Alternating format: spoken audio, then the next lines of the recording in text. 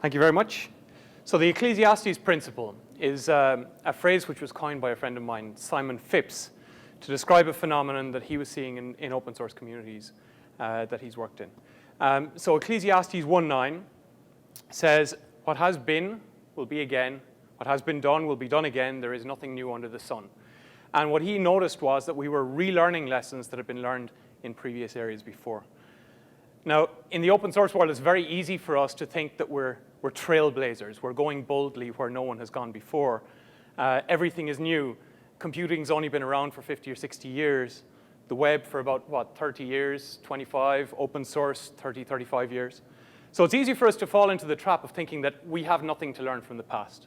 And yet, like Ruth said, building software is just building stuff. We're just members of communities, and people have been doing that stuff for a really long time.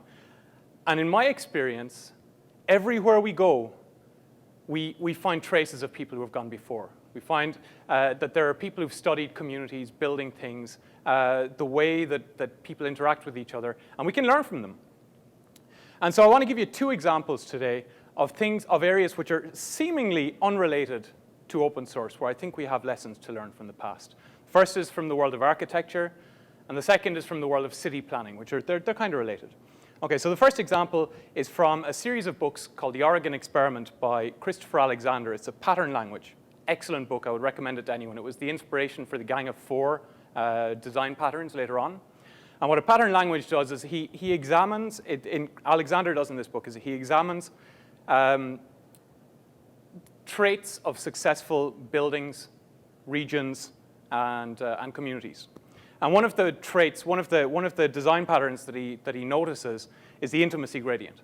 The idea of the intimacy gradient is that a building that feels comfortable goes from most public to most intimate space. You shouldn't, for example, in a restaurant, have people going through the kitchens to get to the customer toilet because they feel uncomfortable because the kitchens are a private area. So this is my house. As it was originally. There's been some extension since, but it's a standard 3-bedroomed house with a living and kitchen area, garage, garden, and front gate leading out onto the street. And if we overlay the intimacy gradient on top of this, we can see that the house feels right. When you're coming in through the front gate, we're going through a patio area, which is kind of a little bit more intimate, and then into the living room and dining area. And we don't have to, for example, go through the bedrooms to get to the toilets, right? So communities, and the lessons I think we can learn from this, communities have their intimacy gradient as well. We have all of these ways that we can talk to people, whether it's by broadcasting on a website or on a mailing list, public fora, through to private email. And each of these has their place. Each of them needs to be kept in balance. We can't, for example, do too much in private or force people who are uncomfortable with public communication into public areas without disturbing the force in some sense. And it's also, for example, you shouldn't have people sending email to request access for a bug tracker, for example. The second example from the world of city planning, The Death and Life of Great American Cities by Jane Jacobs, really a pioneer in this area. I recommend this book to anybody who's interested in communities. And one of her key ideas in city planning is that to have successful neighborhoods, you need to have mixed primary and secondary uses. So primary uses are the reasons why you would go someplace, to shop, to live, to work. And those mixed primary uses are what allow you to have constant activity in an area. And that creates the demand and the constant flow of people, which keeps an area safe and allows you to have that diversity of secondary uses that make neighborhoods nice to be in: restaurants, theaters, parks, playgrounds, and so on. And communities also need these mixed primary and secondary uses.